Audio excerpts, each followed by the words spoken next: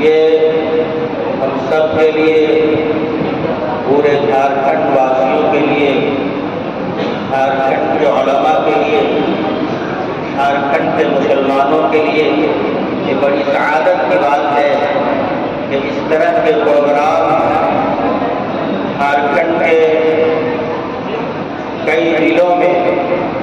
اس سے پہلے بھی پچھلے 2 ماہ پہلے اور یہ ستمبر کے مہینے میں تقریباً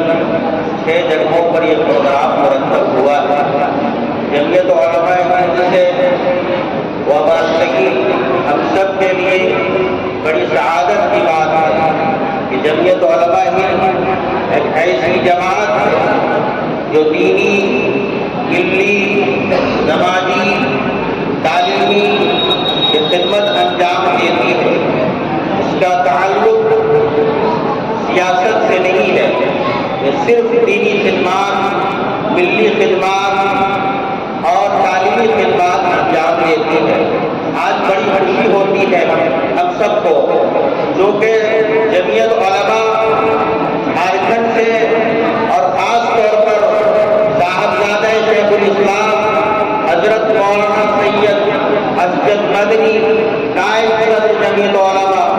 ہند سے وابستگی تقریباً 27 سال سے ہے۔ میں ان کے بہت سارے پروگرام کو جانتا ہوں، کیونکہ ایک ظاہری طور پر آپ حضرات یہ جانتے ہوں گے دیکھ کر کے کہ یہ بہت نفیس ہیں،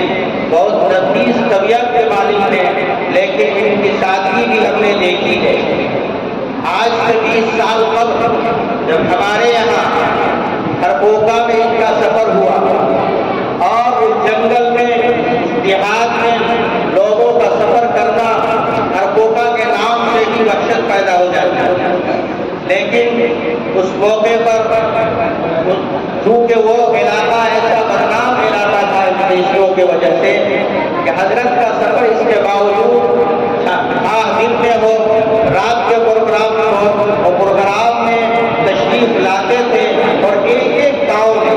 دیہاتوں میں چل کر کے، جنگلوں میں چل کر کے، پہاڑوں میں چل کر کے، اور حضرت جمعیت کی فکر کو لیے ہوئے اور جاتے تھے۔ ہمارے گھر سے جب واپس آ رہے تھے خرپوکا پروگرام کے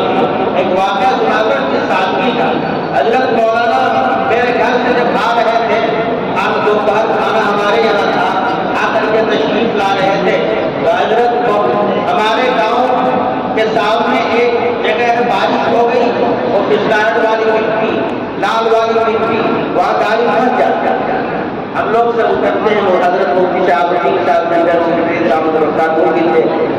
ہم لوگ اتر کر کے گاڑی کو دھکا دے رہے ہیں، اس کے باوجود گاڑی نکل نہیں پا رہی ہے، بہت پریشانی ہو رہی ہے، پیچھے گاڑی مڑ رہی ہے۔ خود حضرت، آپ دیکھیے کہ جو ہے کیا سادگی ہے، خود حضرت اترے اور اتر کر کے گاڑی کو دھکا دے رہے ہیں۔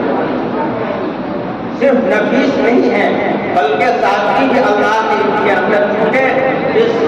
جس کا خون، جن کا خون ان کے رگوں میں دوڑتا ہے وہ تو سراپا سادگی کے پیکر، انہی کی اولاد میں حضرت مولانا سید اسجد مدنی صاحب نام اللہ۔ ایسے جنگلوں میں بھی جب ہے گاؤں ہے، رات میں قیام ہوا اور اس زمانے میں نہ ہمارے علاقے میں بجلی تھی نہ روشنی کا کوئی انتظام تھا،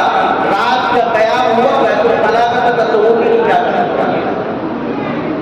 اس موقع پر جنگل میں، پہاڑ میں جا کر کے چھپ کر کے اور جو ہے استنجا کرتے تھے، بیت الخلا جاتے تھے، اور گاؤں گاؤں میں، علاقے میں، چھوٹے چھوٹے گاؤں میں وہ جمعیت کے پیغام کو پہنچایا